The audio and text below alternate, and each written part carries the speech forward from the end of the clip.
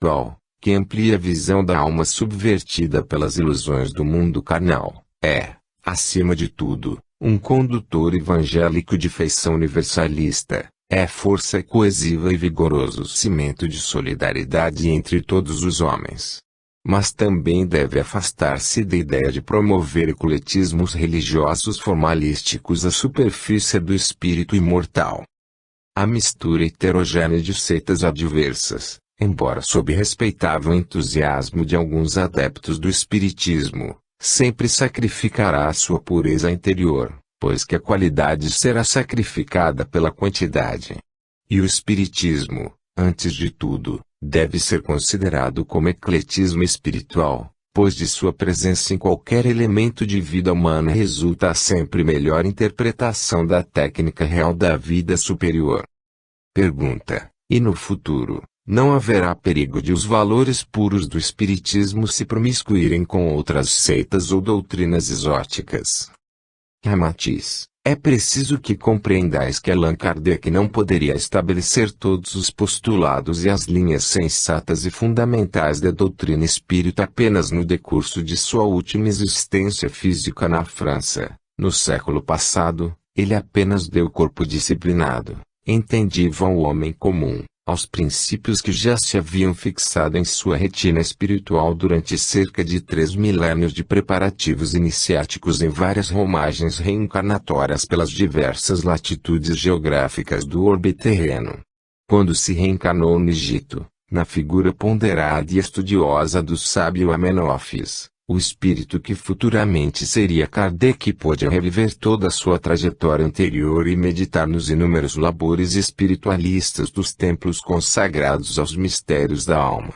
Em sua alma ainda vibravam as evocações do politeísmo da Lemúria, as revelações dos gênios da Atlântida e os esforços dos infatigáveis mentores siderais que auxiliaram a raça adâmica nos seus primórdios de civilização organizada. Kardec sempre conviveu em contato com os grandes hermetistas, no Egito e na misteriosa Índia dos Vedas, onde assimilou os fundamentos e as práticas do brahmanismo. Mais tarde peregrinou pelas regiões que serviram de cenário ao sublime Jesus, acompanhando de perto os surtos evolutivos do cristianismo.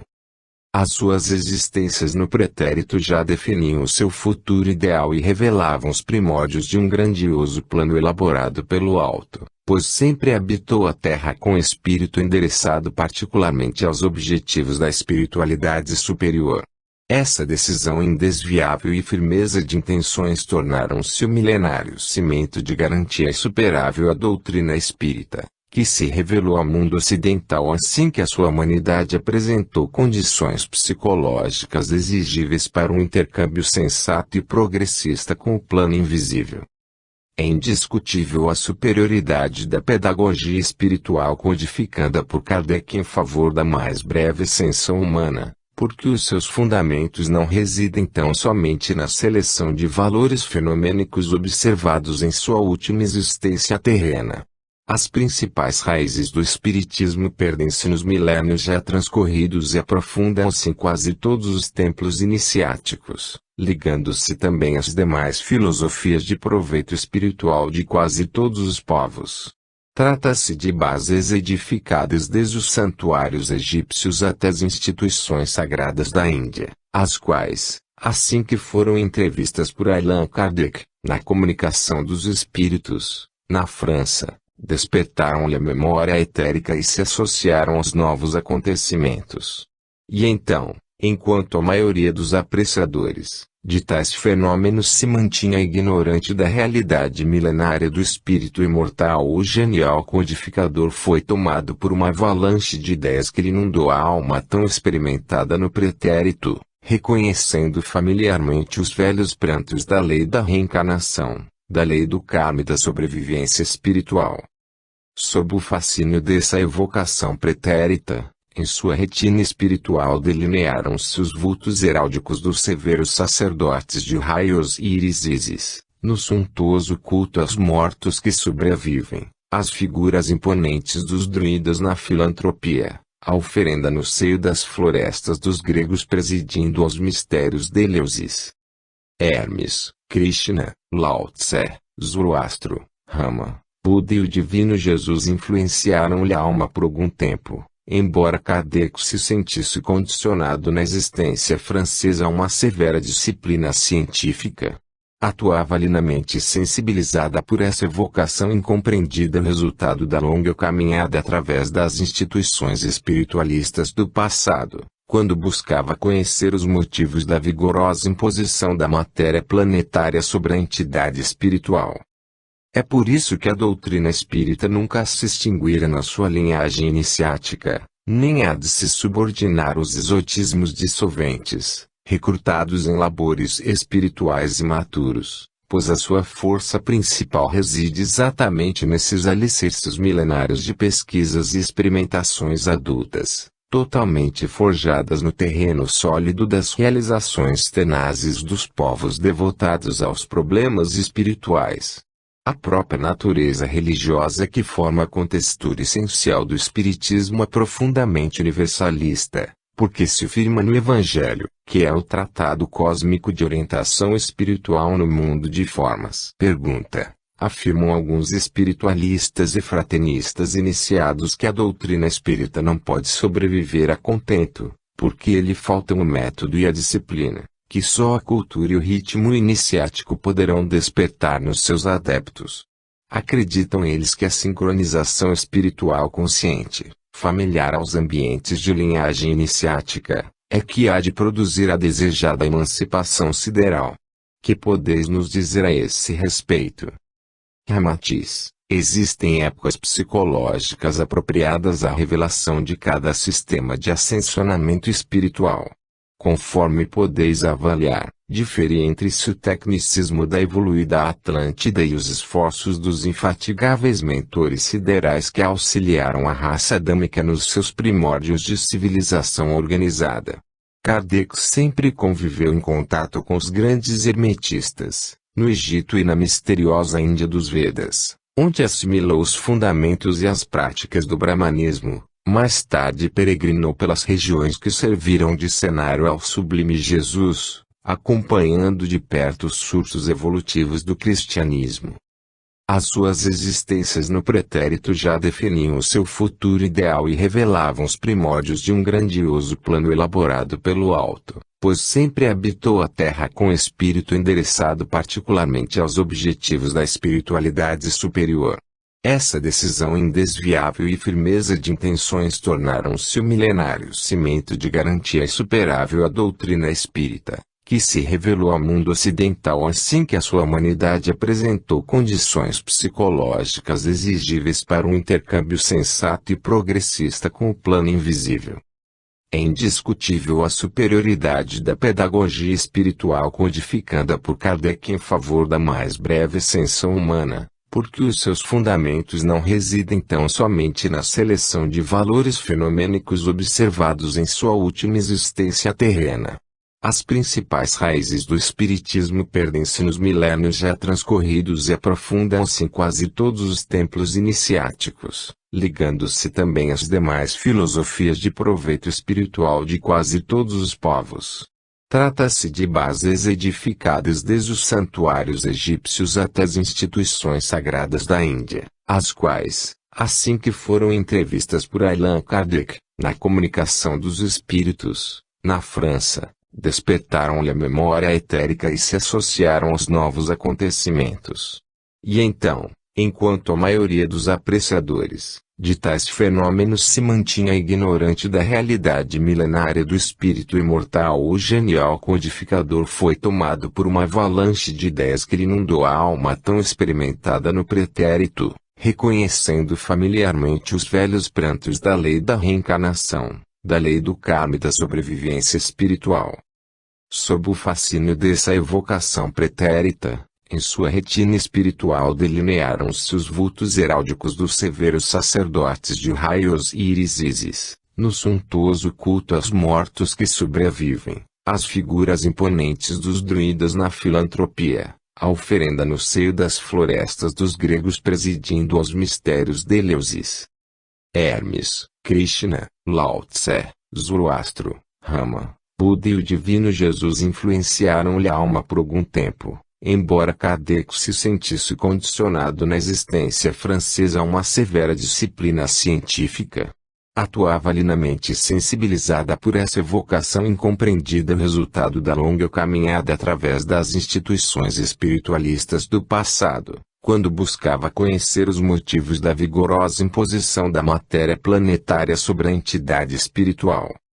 É por isso que a doutrina espírita nunca se extinguira na sua linhagem iniciática, nem há de se subordinar aos exotismos dissolventes, recrutados em labores espirituais imaturos, pois a sua força principal reside exatamente nesses alicerces milenários de pesquisas e experimentações adultas, totalmente forjadas no terreno sólido das realizações tenazes dos povos devotados aos problemas espirituais. A própria natureza religiosa que forma a contextura essencial do espiritismo é profundamente universalista, porque se firma no Evangelho, que é o tratado cósmico de orientação espiritual no mundo de formas.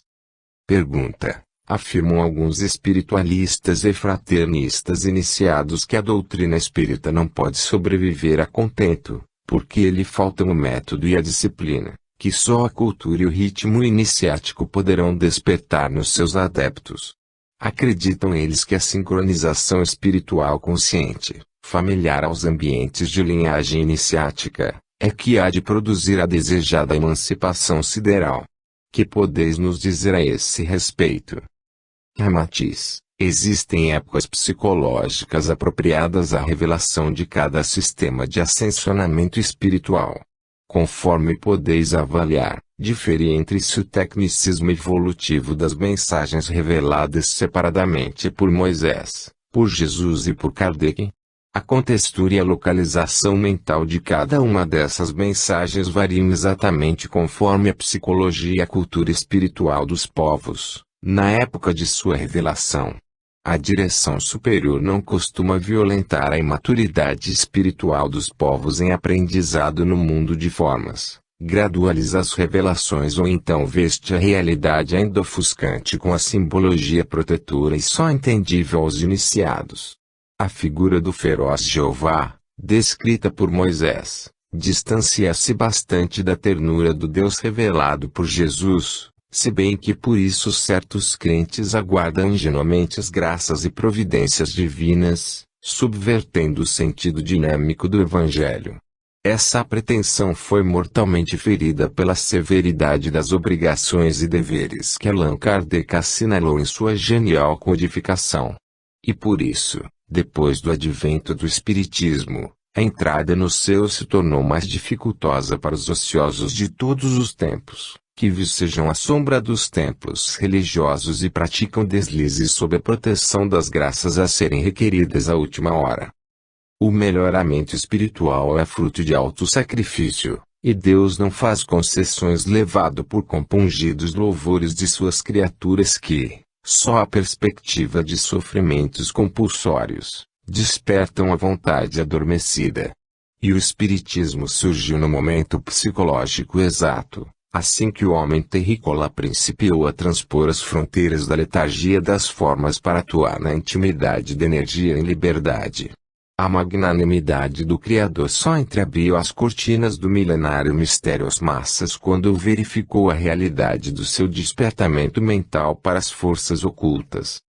Por isso, enquanto os homens ainda não podiam conceber a natureza das forcas poderosas desse mundo oculto, era muito justo que os esclarecimentos se fizessem por etapas preparatórias, no interior dos templos iniciáticos, por intermédio dos hierofantes entendidos do assunto.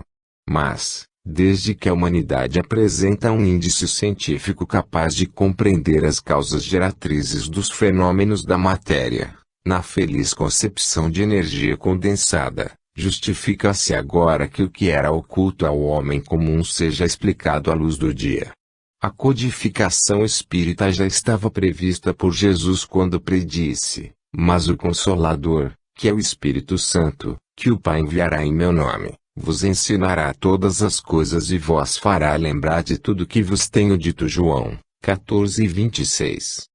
A maturidade científica e a receptividade psíquica, sensibilizada nos milênios findos, recomendam que a mensagem do Espiritismo, em sua plenitude oculta, seja transferida para o entendimento cotidiano do homem comum. Cada homem deve ser o seu próprio fiscal na trama da vida de relações, a que vigiar severamente os seus atos e intercâmbio com os demais seres, pois em face da proximidade dos tempos das aflições, profetizados por Jesus, o cenário aberto do mundo profano já substitui as abóbadas severas dos templos iniciáticos.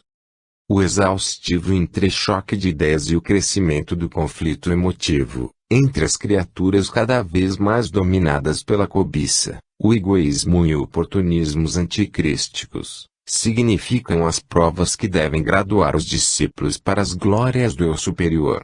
E o Espiritismo, embora para alguns se afigure apenas um conjunto de princípios reduzidos, do mundo oculto, é realmente a porta entreaberta para as almas dotadas de ânimo, coragem e perseverança, decididas a encontrar a pedra filosofal da purificação interior e que, diante do umbral do templo, repleto de sugestões equívocas e seduções perigosas, não temem em levantar completamente o decantado véu de Ísis, da tradição iniciática.